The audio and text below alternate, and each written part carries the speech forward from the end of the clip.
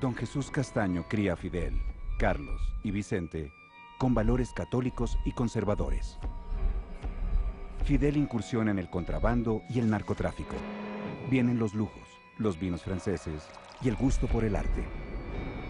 Fidel era todo un gentleman. Él era de habanos, de coñac. Don Jesús es secuestrado y asesinado por la guerrilla. Los Castaño juran vengarse. La pulsión de la violencia y la pulsión del arte son las mismas. Los hermanos organizan a ganaderos, comerciantes y militares para enfrentar a la guerrilla. El enemigo de tu enemigo es tu amigo. Aniquila a tu enemigo de la forma que sea, si tengas que hacer pactos con el diablo. La Casa Castaño perpetra miles de masacres y asesinatos en su guerra.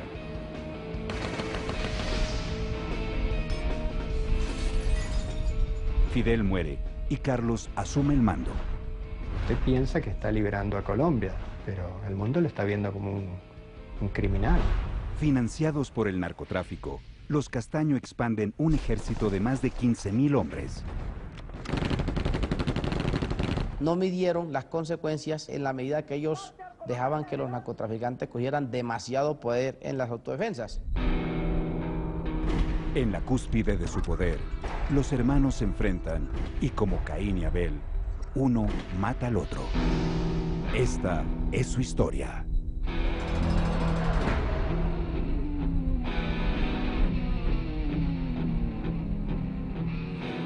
A finales de los años 70, surge con fuerza el tráfico de cocaína desde América del Sur hacia Europa y los Estados Unidos. 80% de la coca que se consume en el mundo es sembrada o procesada en Colombia.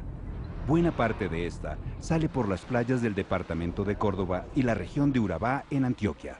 Para ningún colombiano es un secreto que Urabá ha sido un círculo permanente de violencia. Ese hálito de violencia que se da aquí también va muy ligado a su posición estratégica para sacar la coca hacia el exterior.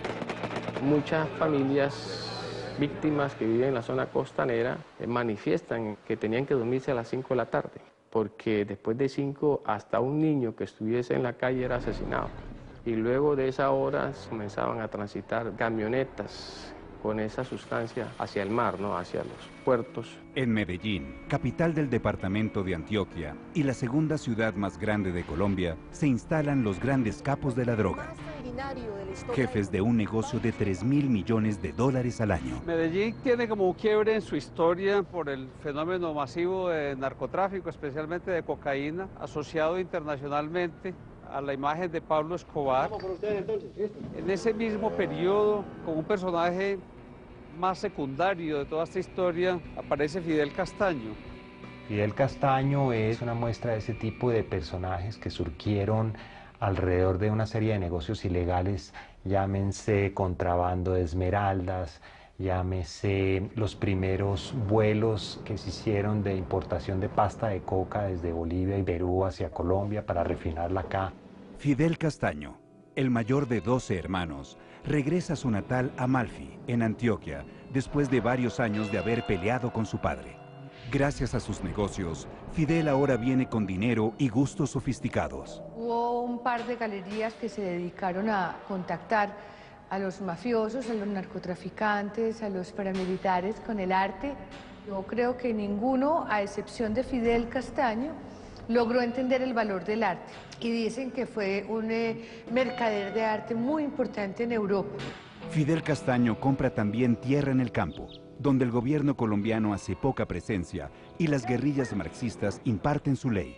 En Córdoba y Urabá, la guerrilla más fuerte es el Ejército Popular de Liberación, EPL.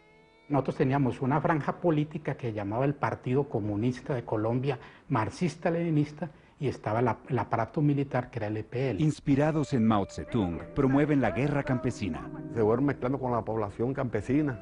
En el día trabajaban, en la noche salían a hacer sus fechorías. Mi papá fue de las primeras víctimas y comenzaron a sembrar el terror. En los años 80, la guerrilla cobraba las extorsiones y los secuestros los cobraba en el mismo Café Tosca. Allá citaban a uno para llevar la plata y a uno iba como un corderito allá a arreglar con ellos, porque la ley no operaba. Algunos ganaderos comenzaron a reaccionar porque sus bienes se venían abajo y no tenían ni siquiera acceso a sus fincas. Entonces hubo una desvalorización de la tierra rural importante, entonces eso ofreció oportunidades a distintos grupos que estaban acumulando capital en negocios ilegales de invertir en tierra rural. Convertido en un gran terrateniente de la región de Córdoba, Fidel Castaño es víctima de otra guerrilla marxista. Las Fuerzas Armadas Revolucionarias de Colombia, FARC, secuestran a Jesús Castaño, su padre. Los guerrilleros hacen que Fidel pague 2 veces el rescate para luego asesinarlo. Fidel Castaño jura venganza. Fidel Castaño se volvió un hombre cuya esencia y la existencia misma parecía dedicada a la lucha contra las guerrillas.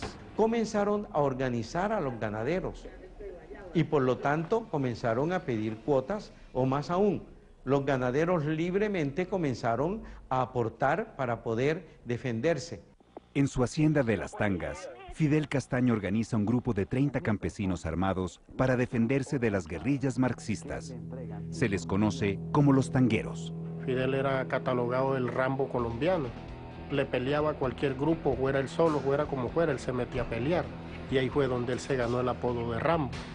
Ante la impotencia del gobierno colombiano para combatir a la guerrilla, la sed de venganza convierte a Fidel Castaño en líder de los primeros grupos de autodefensa o paramilitares.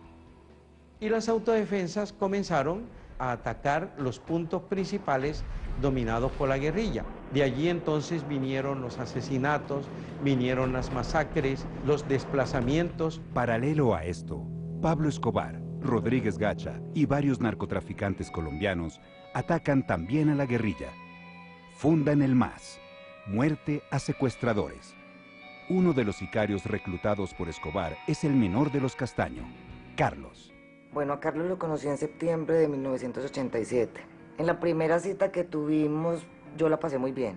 El tipo resultó ser muy culto, muy caballeroso, tenía un sentido del humor bien bueno. Carlos, cuando las cosas no se hacían a su modo, empezaba a exasperarse y a gritar.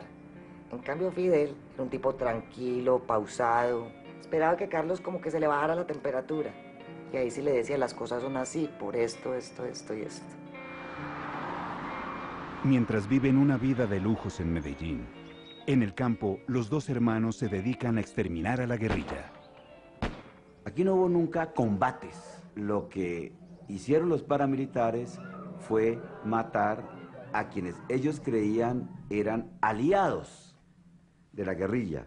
En el caso de las FARC, responsables del secuestro de don Jesús Castaño, los hermanos declaran la guerra a la Unión Patriótica, UP, partido político con el que la guerrilla marxista busca llegar al poder por la vía electoral. El surgimiento de la familia Castaño fue la masacre de Segovia, donde asesinaron aproximadamente unas 45, 46 personas, como en una retaliación, en un castigo contra la población, porque habían votado Unión Patriótica y habían elegido un alcalde de la Unión Patriótica. Los Castaño se proclaman admiradores de los métodos de defensa del pueblo judío. Asisten a un curso de entrenamiento que organiza el cartel de Medellín, dictado por el mercenario israelí Yair Klein. Rodríguez Gacha fue el primero que inició la guerra contra los de la UP. Trajo a un mercenario israelita para que les enseñara las técnicas de aniquilamiento en zonas urbanas. La Procuraduría de la época abre los primeros procesos por las matanzas paramilitares. Finales de la década del 80, siendo procurador general, lo que llaman el establecimiento no está de acuerdo con que se adelantaran esas investigaciones. Casi que decían que uno estaba limitando a personas que combatían la guerrilla.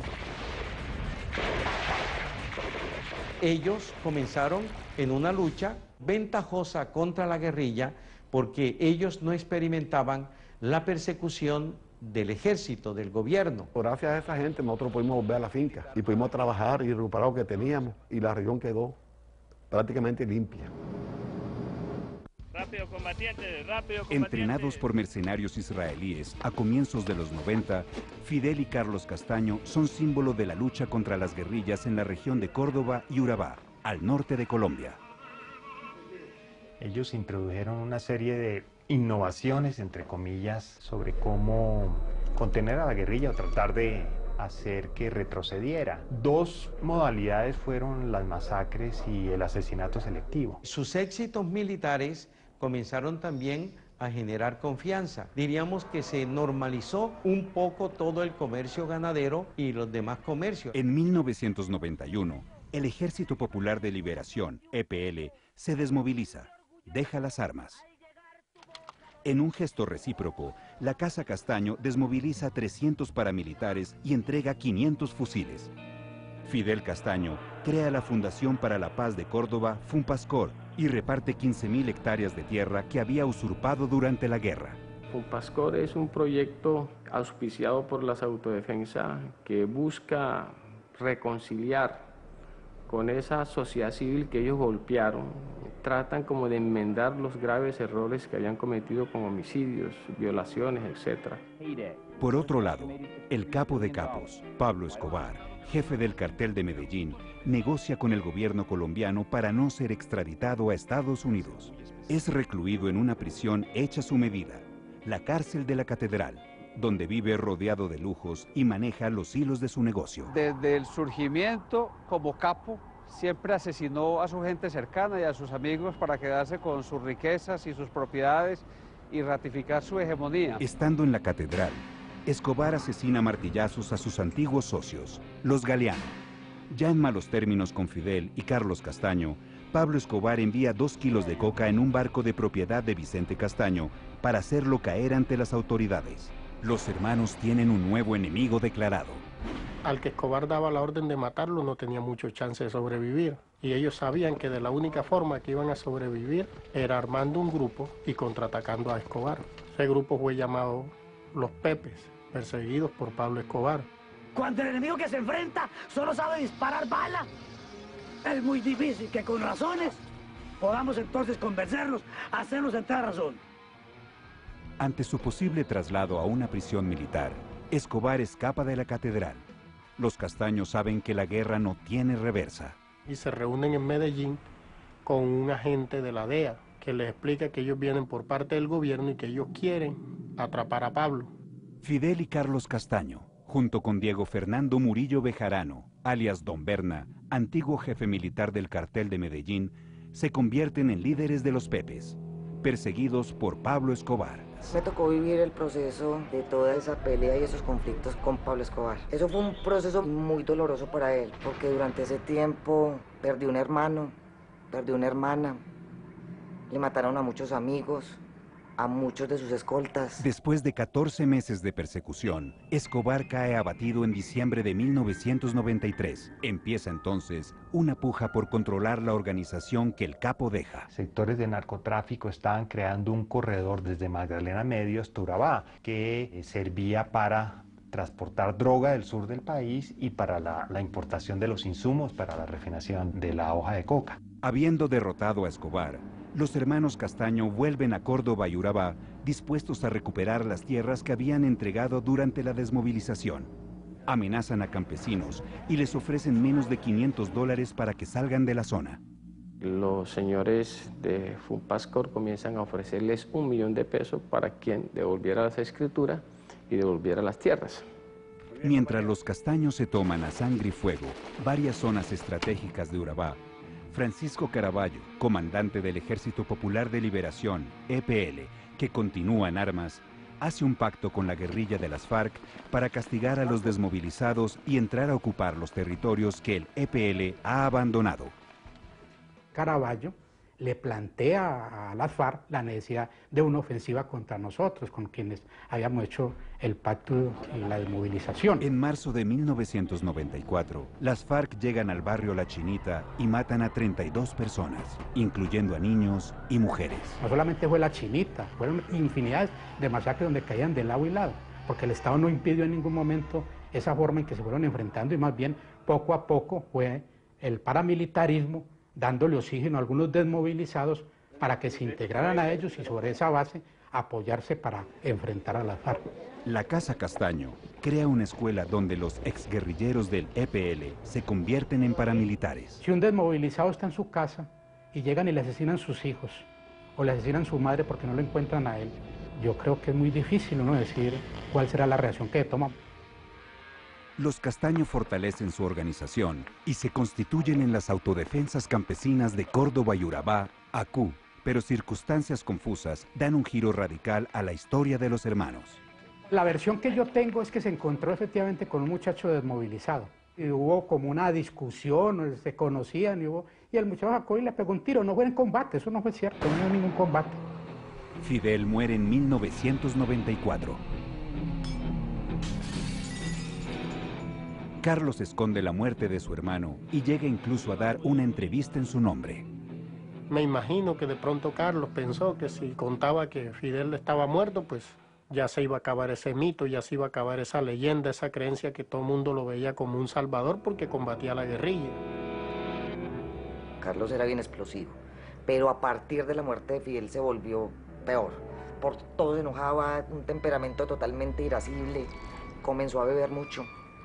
Mucho. Y el odio tan horrible que sentía por sus enemigos se incrementó hasta, creo que, al tope máximo. Que me juzgue el mundo por guerrerista, pero no soy guerrerista. Hoy en día digo, vamos a guerrearla, vamos a pelearla. A mediados de los 90, la Casa Castaño lleva más de una década metida en la guerra contra las guerrillas y contra el capo Pablo Escobar. Fidel Castaño es asesinado. A los 29 años, Carlos, su hermano menor, asume el mando del grupo de autodefensa. La autodefensa está para defenderse y para defender el interés de las personas honestas en Colombia, no solamente de la guerrilla, sino también de algunos personajes apátridas que se les olvida que aquí hay una nación que defender. ¡Alumbro! ¡Ahora! Después de la muerte de Fidel, los viajes de Carlos se hicieron larguísimos, más frecuentes. También pasaba mucho tiempo metido en el monte combatiendo. Cuando a mí me dijeron que venía trasladado como comandante de la Brigada 17 de Urabá, créanme que sentí escalofrío, porque para nadie es un secreto que Urabá tiene mucha historia de violencia y de sangre. En 1995, en la zona que hoy cubre el General Giraldo, una vez más, la Casa Castaño hace contactos con campesinos que buscan enfrentar esta nueva ofensiva de la guerrilla de las FARC en la zona. Yo entro a las autodefensas de Córdoba y Urabá a finales de 1995. Le expresamos aquella necesidad que nos surgía de que alguien nos ayudara, nos respaldara o nos defendiera de la guerrilla. Rodrigo Doblecero, amigo íntimo de Carlos Castaño y capitán retirado del ejército, es el encargado de formar nuevos combatientes para la SACU en la escuela de la 35.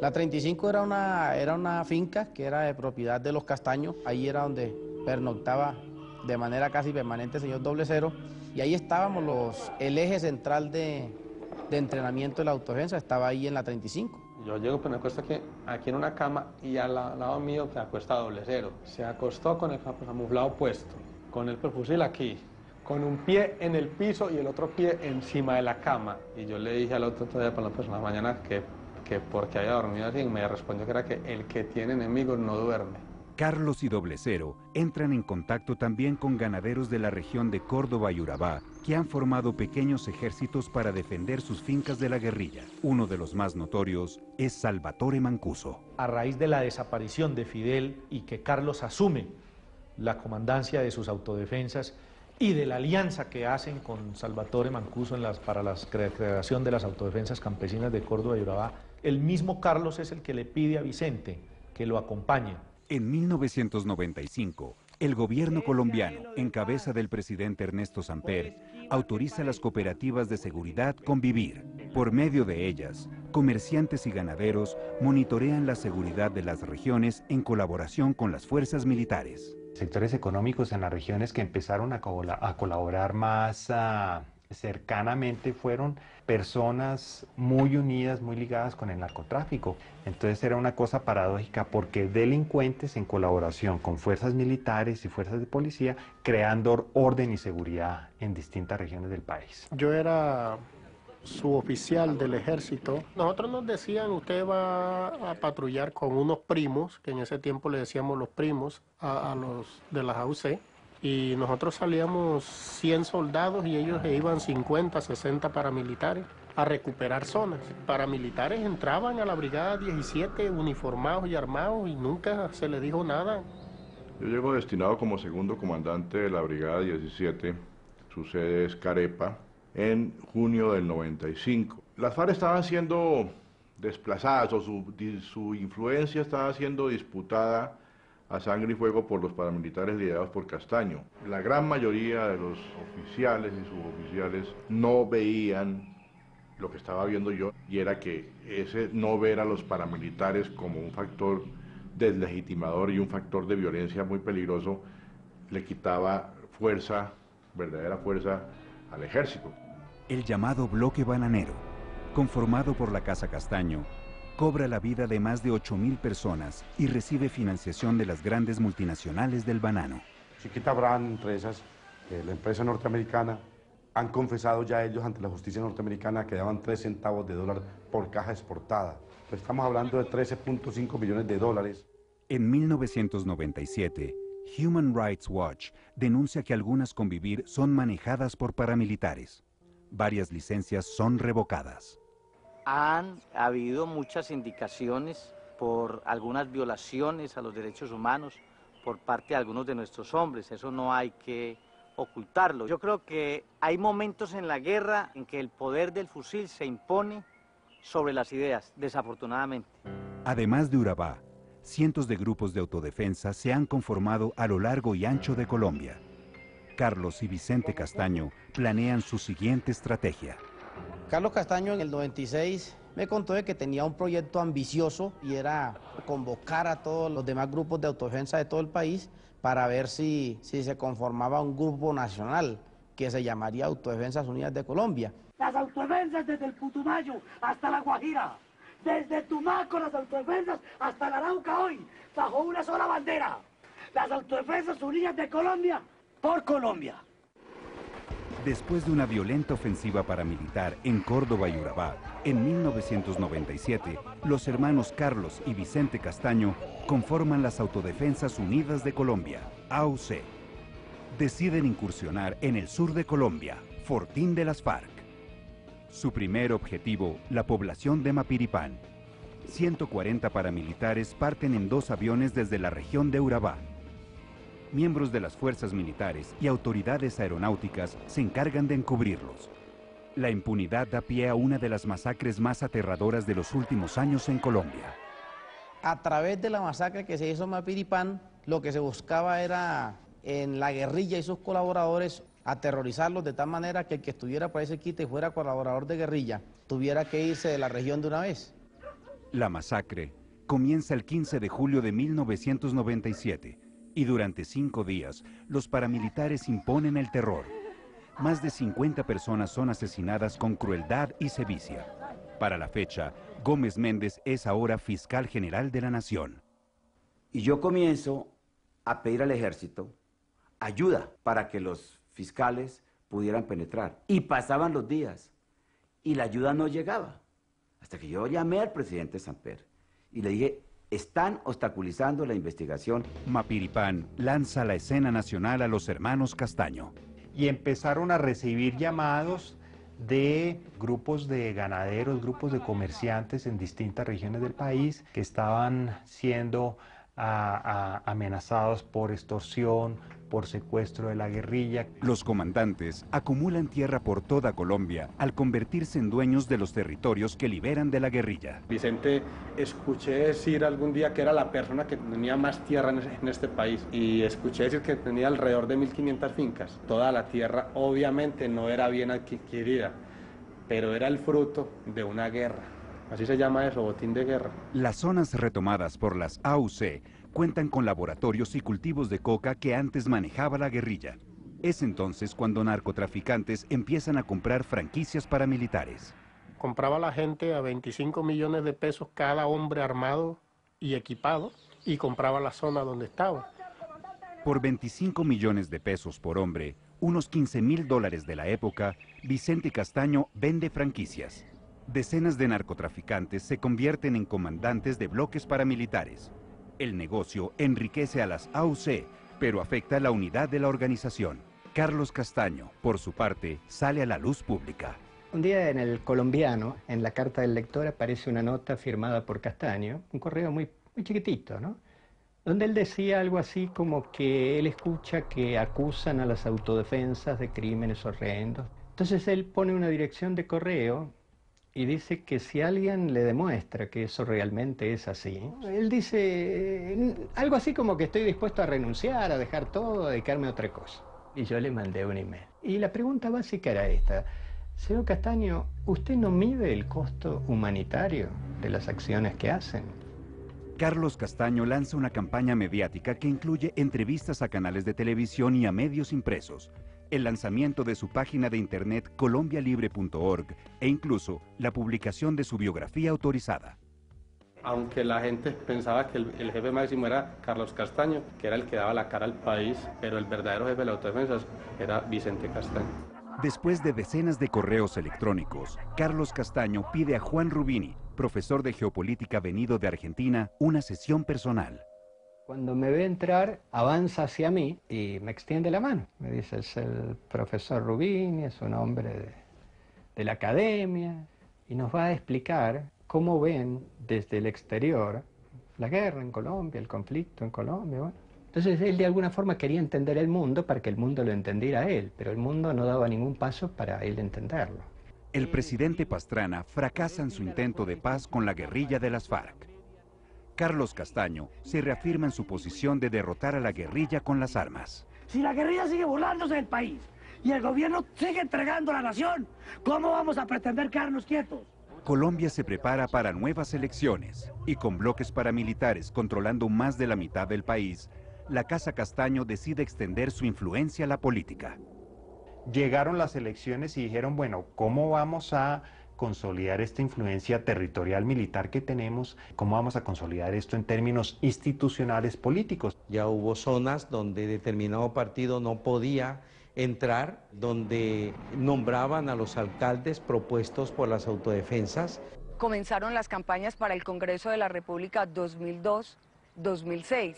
Y fue así entonces cuando tuve el primer contacto directo con un jefe de las autodefensas, conocí a Ernesto Báez. Le decía a los campesinos que tenían que estar atentos a los presupuestos municipales, que las regiones donde ellos tenían dominio político y militar tenían que ser regiones muy ordenadas, y la gente se apasionaba, con vivas y aplausos. Saqué una libretica que tenía en un bolsillo de un pantalón y dije, esta es mi plataforma para lanzarme al Congreso. A punta de masacres y violaciones a los derechos humanos, en menos de 10 años, Carlos y Vicente Castaño han sacado a la guerrilla de regiones que dominaron por años.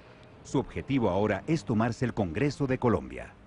Así es que en el momento en que el gobierno colombiano considere conveniente que debemos escucharlo y que nos escuchen, ahí estamos prestos a eso.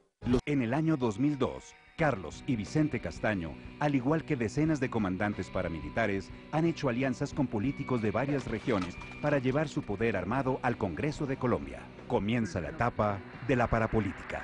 Llego yo al Congreso de la República, a mi posesión, el 20 de julio del 2002. Y con muchas suspicacias de muchos políticos que sabían que de algún modo Rocío Arias encarnaba ese pensamiento político de las autodefensas, decían, bueno, llegó una para acá al Congreso. Igual que Rocío Arias, más de 40% de los senadores y representantes del Congreso de Colombia tienen vínculos con las AUC.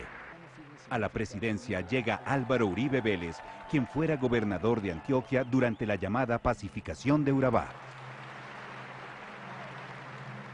Algunos jefes, sobre todo Carlos Castaños y Salvatore Mancuso, habían manifestado el deseo de entrar en diálogos con el gobierno de cara a una desmovilización. El presidente Uribe, con su seguridad democrática, había tomado las riendas del país y que ellos estaban convencidos que iba realmente a buscar solucionar este problema de la guerrilla. Las autodefensas en Colombia somos un caso excepcional de antisubversión civil en Latinoamérica. En el 2001, Carlos Castaño se casa con una joven perteneciente a una conocida familia de Córdoba, Kenia Gómez.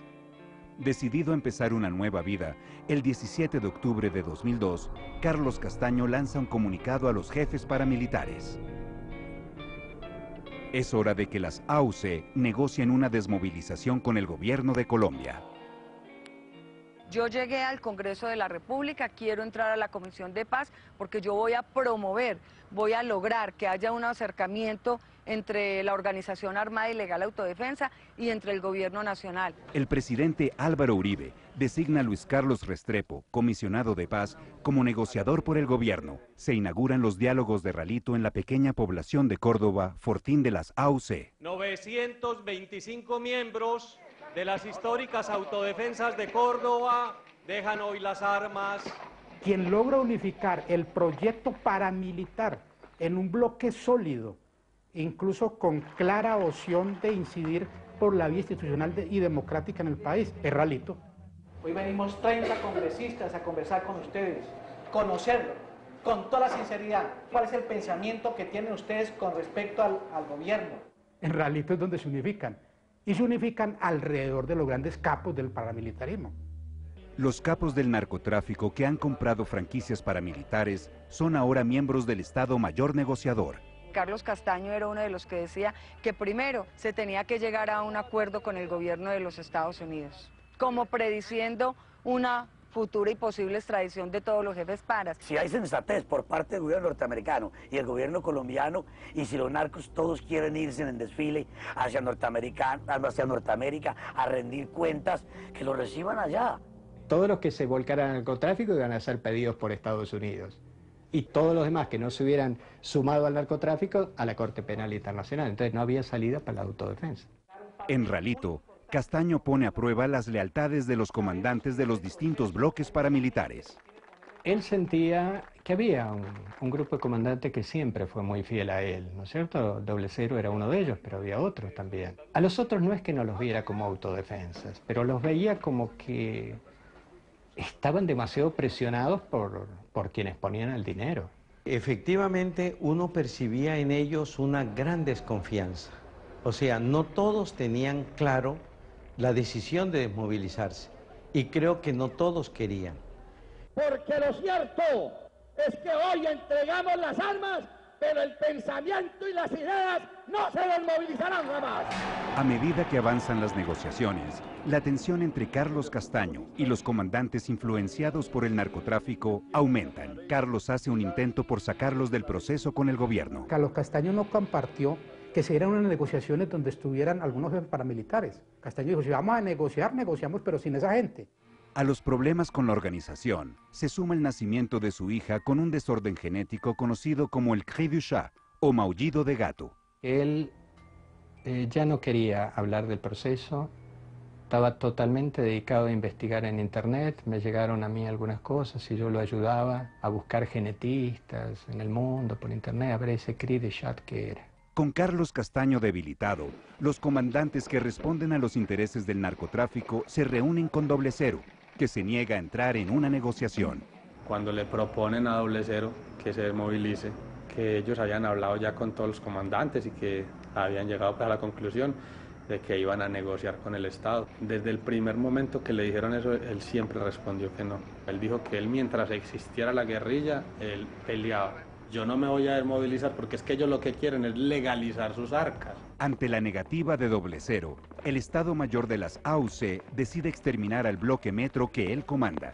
En cabeza de la operación está Don Berna, antiguo aliado de Carlos y Fidel en los Pepes. En estos momentos las AUC están lanzando una ofensiva final. Pareciera que algún plazo se les está acabando. Pareciera que tuvieran el tiempo contado. Se hablaban por radio y le decían al comandante militar de Doble Cero, señor, yo estoy aquí al frente, a mí me da mucha berraquera esto, pero yo estoy recibiendo órdenes. Eran los mismos amigos que estaban matando. Y se hablaban pues por el radio y se pedían permiso para recoger los muertos que quedaban porque la matazón fue impresionante. Don Berna y otros jefes paramilitares le cierran además las puertas a Carlos dentro de la negociación. Nosotros entramos en la negociación si Carlos Castaño sale. Y efectivamente salió y se conformó el Estado Mayor Negociador y ahí no estaba Carlos Castaño. Desesperado, Carlos le escribe a su hermano para que las AUC no pierdan el norte en su lucha contra la guerrilla. Los narcotraficantes envían un cargamento con droga marcado con el nombre de Vicente Castaño y hacen que éste caiga ante las autoridades para inculparlo por narcotráfico. Ahora lo tienen de su lado. Vicente le da la espalda a Carlos. Rodrigo Doblecero es derrotado y huye a Panamá. Carlos Castaño se recluye en el Urabá, pero los dos amigos mantienen comunicación. Rodrigo Doblecero logra tener un infiltrado que estaba al pie de Vicente Castaño, que era el jefe de seguridad. Entonces, la idea que tenían ellos era, cuando hicieran una reunión entre Vicente, Don Berna y los que estuvieran de más, eran ganancia, los asesinara. El atentado planeado por Carlos y por Doblecero prende las alarmas de Vicente. Don Berna y el resto de los jefes paramilitares se reúnen y toman una decisión radical con respecto a Carlos Castaño. De esos mismos narcotraficantes que habían visto en él una palanca de negociación con el Estado, descubren que él, en su proceso de ruptura, está tan dispuesto a renunciar radicalmente a los narcotraficantes y al narcotráfico que deciden asesinarlo. Posiblemente desconociendo su suerte, Carlos continúa enfrentando a los narcos que se han tomado las AUC. Fue por eso que envió un comunicado, yo mismo lo leí allá en la mesa de negociación, donde él en unos puntos pues decía que por favor ninguno que tuviera vínculos con el narcotráfico directamente participara del proceso. El hecho es que después de leer ese comunicado, al día siguiente Carlos Castaño fue asesinado. A sus 38 años, Carlos muere asesinado. Es que uno no se acostumbra a ver morir. No en un combate con la guerrilla de las FARC. Y si ocasionalmente fui su comandante guerrillero, seguramente lo vamos de baja. Ni a manos de sus enemigos. Mi papel era hacerles saber a los narcotraficantes que más temprano que tarde la lucha de la autodefensa tendrá que llegar al narcotráfico. Como Caín y Abel, es su hermano Vicente quien está detrás de su fin. Las Autodefensas Unidas de Colombia, AUC, controlan gran parte del Congreso de Colombia. Su líder natural, Carlos Castaño, ha sido asesinado por su propio hermano, y capos del narcotráfico se hacen pasar por comandantes paramilitares para negociar con el gobierno. Yo mismo lancé un pronunciamiento muy serio, porque yo no sabía quién lo había matado. Me parecía muy sospechoso que después de un comunicado de esta naturaleza, él hubiese sido asesinado. El proceso entra en crisis, pero Rocío Arias y otros políticos cercanos a las AUC le plantean una propuesta al comisionado de paz, Luis Carlos Restrepo. Dijimos, esa es la propuesta, vamos a hablar con el comisionado de paz y vamos a proponerle al gobierno la importancia de que los jefes paras le den la cara al país. Finalmente se logró convencer a todos los jefes. La mayoría dijeron, vamos al Congreso de la República. El 31 de julio de 2004, Salvatore Mancuso asiste al Congreso de Colombia en compañía de otros jefes paramilitares. Piden penas no mayores de 8 años en cárceles agrícolas y se comprometen a reparar a las víctimas que afectaron. Es claro que los que actuamos en legítima defensa al servicio de la patria debemos tener un trato justo. El proceso avanza a regañadientes. Hubo momentos en que Salvatore Mancuso se levantó de la mesa, golpeándola. Hubo momentos en que a las 8 de la noche yo tuve que intervenir porque la decisión en labios de Ernesto Báez es que ellos se volvían al monte. En junio de 2005, Vicente Castaño da su primera entrevista. Después de soportar además silenciosamente la desaparición de los seres queridos, fui llamado por clamor familiar para tomar las riendas de unas autodefensas que tenían que ser reconstruidas. Además de reconocer su papel en la expansión de las AUC, afirma no haber matado a su hermano Carlos. Para él, su hermano menor está desaparecido. Vicente siempre fue un hombre extremadamente callado, un hombre supremamente inteligente. Él era un hombre muy comprometido con la negociación, era un hombre muy comprometido, pero un hombre con muchas dudas. Los restos de Carlos Castaño son encontrados en Valencia, Córdoba, cerca de una finca de su propiedad. Dijeron que habían encontrado unos restos y que todo parecía indicar que eran los restos de Carlos. El corazón me dijo que sí, o sea, no sé.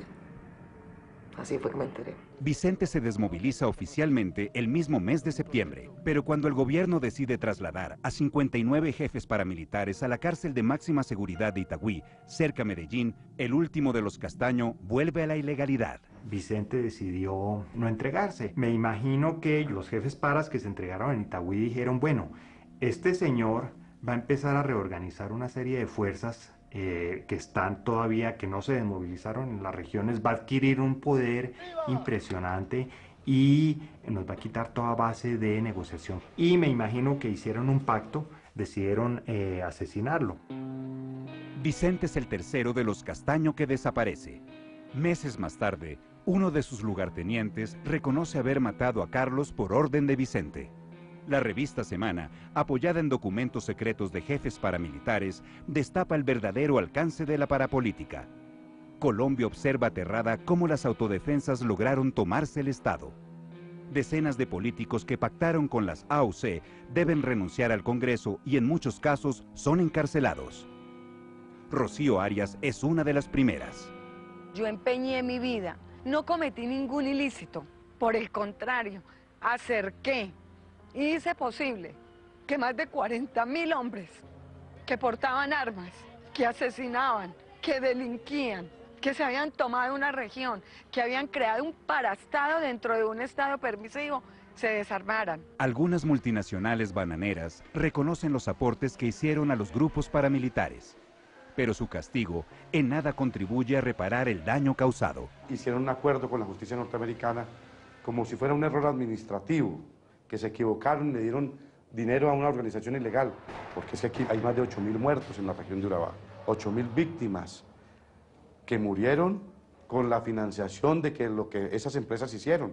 En mayo de 2008, el gobierno de Uribe extradita 14 comandantes paramilitares para ser juzgados por narcotráfico en Estados Unidos. Esta madrugada fue extraditado un grupo de ciudadanos porque algunos de ellos habían reincidido en el delito después de su sometimiento a la ley de justicia y paz. Otros no cooperaban debidamente con la justicia y todos incumplían con la reparación de las víctimas al ocultar bienes o demorar su entrega. Con los comandantes se va la verdad sobre sus crímenes. El país tiene que conocer toda la verdad para poder salir de eso. Y toda la verdad supone quiénes financiaron el paramilitarismo, quiénes desde la fuerza pública fueron sus cómplices. Fidel, Carlos y Vicente Castaño caen víctimas de la guerra que promovieron con tanta convicción. El deseo de venganza que cultivaron contra los asesinos de su padre los llevó a excederse en crueldad y sevicia. La droga que los hizo poderosos se encargó también de acabarlos. Cuando un hermano mata a otro hermano, es poca la esperanza que se puede tener. La historia de los hermanos Castaño es un espejo aterrador de la historia de Colombia.